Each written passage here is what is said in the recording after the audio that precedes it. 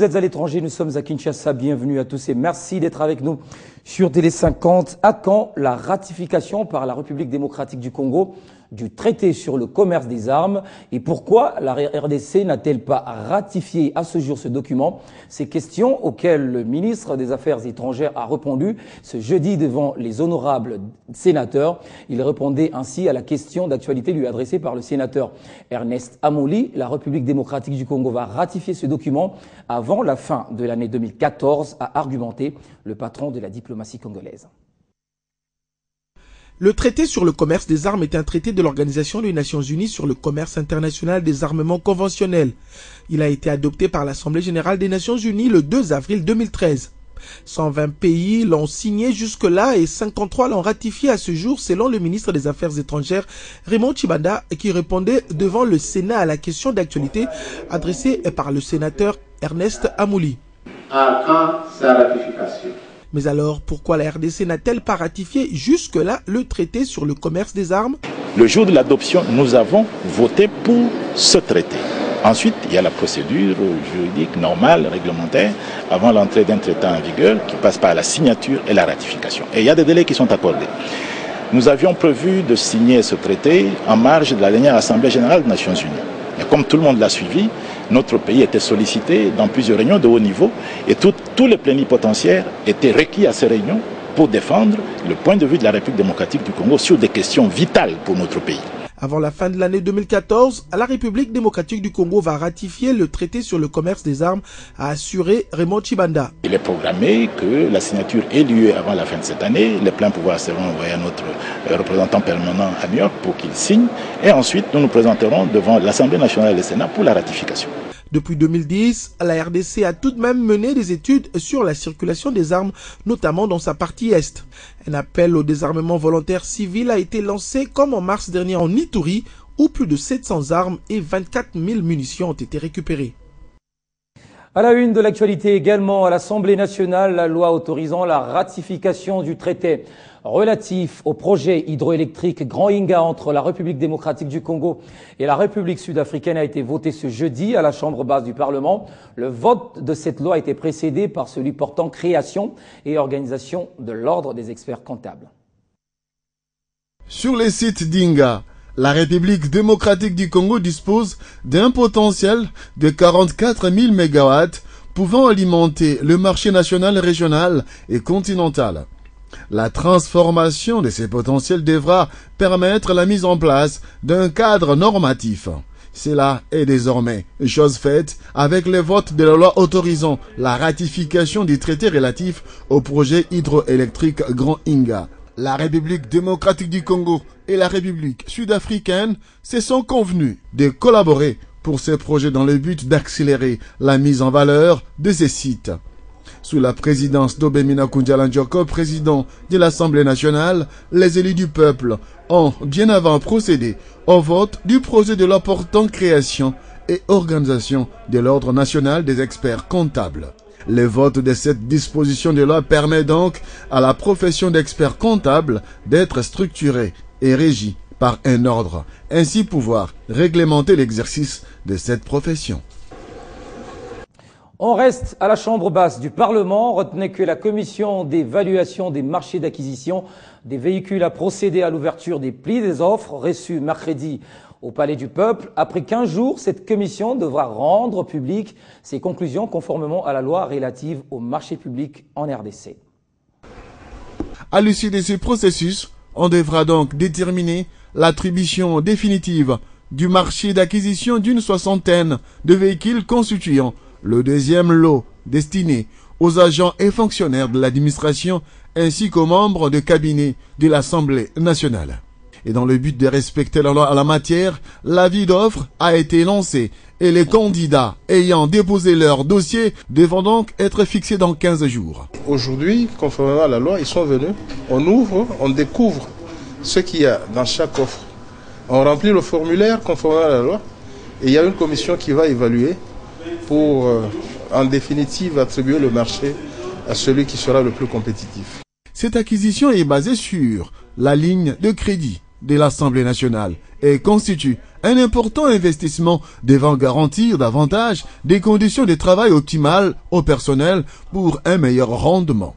Ceci est une preuve d'une gestion transparente des ressources financières qui caractérise le bureau de l'Assemblée nationale, présidé par Obemina Kunjalandjoko. Dans l'actualité également, la Grèce dit prête à accompagner la Commission électorale nationale indépendante dans l'organisation des élections prochaines par l'entremise de l'Union européenne. Son ambassadeur à Kinshasa l'a dit ce jeudi à l'abbé Apollinaire Maloumalou, président de la CENI, au cours d'un échange qu'ils ont eu sur le processus électoral. Processus électoral, oui, mais l'échange entre Alexandros Kartranis et Apollinaire Maloumalou a été plus axé sur les préparatifs des élections prévues à partir de 2015 pour les locales, municipales et urbaines, selon le calendrier rendu public par la Commission électorale nationale indépendante. La Grèce, au-delà de la crise économique et financière qui l'a terrassée, est déterminée à apporter sa longue expérience électorale à toutes les échéances en RDC. Nous sommes tout à fait ouverts de porter notre vaste expérience de problèmes électoraux à la CENI. Il est vrai, les élections sont d'abord l'affaire des Congolais, mais le soutien des pays et autres principales organisations partenaires est toujours le bienvenu dans un pays post-conflit, vaste et surtout une jeune démocratie. Et le président de la CENI l'a bien souligné au cours de cet entretien. Il a fait savoir que le moment de la présidence de la Grèce à l'Union européenne est favorable pour engager des échanges sur les défis de la coopération avec l'Union européenne, les défis électoraux et de la démocratisation du pays. Finalité, trouver des pistes et des solutions à la conduite des élections et la consolidation du processus de démocratisation en République démocratique du Congo. Le procès Mamadou Ndala se poursuit à Beni, dans la province du Nord Kivu.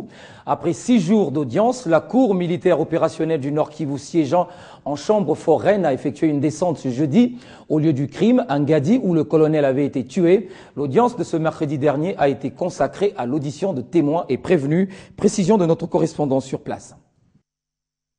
Pour la journée de mercredi, la Cour a entendu 2 autres témoins, dont un homme et une femme qui exécutaient leurs travaux champêtres non loin du crime. Les 2 témoins ont affirmé avoir vu les hommes vêtus en tenue militaire des FRDC au lieu de l'embuscade, juste après la détonation de l'arme qui avait visé la jeep du général Mamadou Ndala. Et quelques minutes plus tard, la MONUSCO était aussi arrivée, ont-ils ajouté. On a suivi la comparution, cette fois-ci d'un autre connu, le lieutenant-colonel Ildefonse Ngabo, accusé par le ministère public de vouloir effacer toutes les traces de l'embuscade. Raison évoquée, c'est à lui que la nominette de Mamadou Ndala, alors colonel, avait été remise par un des gardes du commandant du premier secteur des FRDC en titre et qualité du chargé des renseignements du premier secteur des FRDC basé à Beni. Mais le prévenu a plaidé non coupable. Ce jeudi, les audiences se poursuivent toujours à la tribune du 8 mars en ville de Beni, avec la comparution du prévenu Mbale, reconnu officiellement d'appartenir à la rébellion ougandaise d'ADF Nalou, alors que la défense évoquait sa minorité parce que, estimant avoir moins de 18 ans, la Cour a annoncé que le test médical atteste que l'inculpé serait âgé de plus de 18 ans. M. Mbale est poursuivi pour participation à un mouvement insurrectionnel, détention illégale d'armes et participation à l'embuscade du général Mamadou Ndala. Martial Bendelo, Boutembo, TV50. Merci Martial pour toutes ces précisions. Au Bandundu, la réforme portant transformation des écoles d'enseignement technique et de la formation professionnelle va bientôt se concrétiser dans la province. Un atelier regroupant les experts du secteur de l'EPSP est organisé dans la ville d'Ekikwit à cette fin. Regardez. C'est le ministre provincial de l'EPSP, Jérôme Kaouka, qui a ouvert au nom du gouverneur des provinces, Jean Kamisendou, l'atelier d'identification du programme d'appui à l'enseignement technique et formation professionnelle. Cet atelier, qui se tient dans la ville de Kikwit, est un cadre de réflexion et échange sur les mécanismes à mettre en place pour la réussite de la réforme de l'EPSP dans les Bandundu. Le ministre provincial a insisté sur les options à privilégier dans cette réforme qui doit impérativement tenir compte des réalités du Bandundu. Notre province, c'est une province agro-pastorale. La transformation doit tenir compte de nos spécificités et de nos réalités dans le Kwilu, dans les Kwango et dans les Maïndombe. Ce qui doit changer ailleurs, des options qu'on doit placer ailleurs, ce n'est pas nécessairement des options qui doivent être chez nous. Ici, nous avons besoin de la menuiserie, par exemple, au Congo, de la maçonnerie au Congo, de l'agriculture au Kwilu et de la pêche dans les Maïndombe. Selon la vision du gouverneur Jean Kamisendou, des campagnes de sensibilisation seront organisées pour défaire les enfants et les parents de l'ancienne conception selon laquelle l'enseignement technique et la formation professionnelle est l'apanage des élèves peu doués. Le Bandundu va également mener des efforts pour que l'équité garçons et filles soit perceptible dans la formation technique et professionnelle. Au Katanga, le ministre près du gouverneur Edmond Mbaz a accordé respectivement des audiences à une délégation venue de Bruxelles, ensuite à une autre composée des opérateurs économiques et transporteurs de cette province, ainsi qu'à une délégation mixte de l'Office congolais de contrôle et ministère national de l'économie. Laetitia Massimango, notre correspondante sur place, nous fait l'économie de toutes ces rencontres. Une délégation des experts dans plusieurs domaines, dans l'économie, la gestion de l'eau, des déchets ainsi que l'éducation. La députée provinciale de Brabant-Wallon de Belgique, Isabelle Kibassa-Maliba, séjourne depuis ce lundi dans la capitale cuprifère. Elle a échangé ce mardi avec le ministre près le gouverneur Edmond Mbaz. Les deux parties ont parlé du renforcement du partenariat signé en 2006 entre la province du Katanga et celle de Brabant-Wallon de Belgique. Donc nous avons parlé en tout cas de ce que nous allons faire au cours de notre séjour, à savoir qu'il y aura un volet sur l'économie, un volet sur l'agriculture, un volet sur l'enseignement et un volet sur la problématique des traitements des eaux et des déchets et un volet qu'on voulait vraiment qu'il soit plus, qu'on mettrait vraiment en avant, ça serait sur le tourisme. Et puis le ministre près le gouverneur a également accordé une audience à certains opérateurs économiques et transporteurs œuvrant au Katanga. Au cours de leur tête-à-tête figurait la lenteur et le blocage des camions de transport des marchandises à la douane de la cité Kasumbalesa. Nous avons évoqué les problèmes d'engorgement à la frontière et des mesures à adopter pour éviter de créer encore des engorgements. Donc, en particulier, nous sommes allés débattre sur l'arrêt au parking de Kisanga, qui s'avère superflu pour certaines marchandises et certains opérateurs. Ce fut enfin le tour de la délégation mixte OCC et ministère de l'économie qui se sont entretenus avec le ministre Pré. Ils ont abordé l'étude qui sera faite sur le projet d'implantation du système guichet unique intégral au commerce extérieur. Cette délégation a demandé l'appui du gouvernement provincial dans l'accompagnement de ce projet. Il est évident qu'une fois ce projet mis en place, on pourra réduire la fraude et le temps dans l'importation et l'exportation des marchandises. Dans l'actualité de ce jeudi, encore une nouvelle série d'expulsions des ressortissants guinéens, Guinée-Conakry précisément. Ces immigrés étaient en séjour illégal sur le sol congolais. C'est par l'aéroport international de Kinshasa et en toute dignité qu'ils sont repartis chez eux. Regardez. Pour certains d'entre ces Guinéens, c'est le rêve de l'Eldorado angolais qui prend fin. En transit en RDC, ils y étaient entrés clandestinement. D'autres avaient choisi Kasongolunda dans le Bandundu ou encore Kinshasa où ils pensaient s'installer pour y développer une activité commerciale.